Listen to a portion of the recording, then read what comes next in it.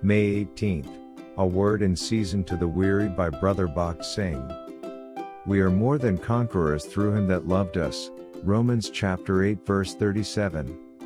In Exodus chapter 17 verse 15, the Lord revealed himself to Moses by the name Jehovah Nissi. When any conqueror wins a battle, the first thing he does is to plant his flag or banner over the conquered land, as sign of his conquest. In Exodus chapter 17, the children of Israel had just won a battle. They won it through a twofold strategy: through men who fought in the battlefield under Joshua's leadership, and through Moses standing on the hill with the rod of God held up in his hands. The rod in Moses' hands speaks of the authority of God. Moses had no strength in himself. When he had cast down the rod on the ground, and it became a serpent, Moses himself ran away from it. Exodus chapter 4 verse 3.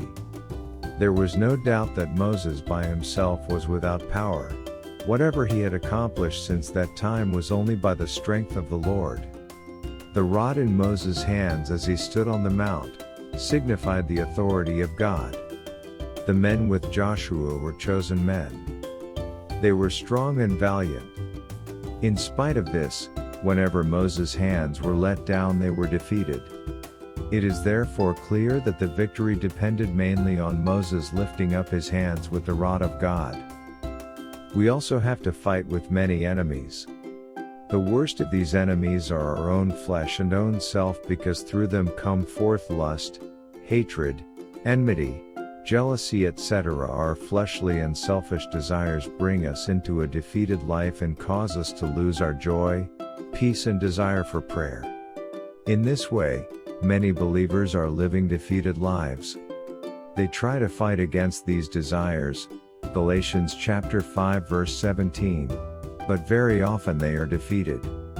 We can never hope to win in this warfare by our own strength, whether we are newly born again believers or grown-up believers. The secret of victory lies in taking rod in our hands, that is, appropriating the victory of our Lord Jesus Christ, which he won on the cross.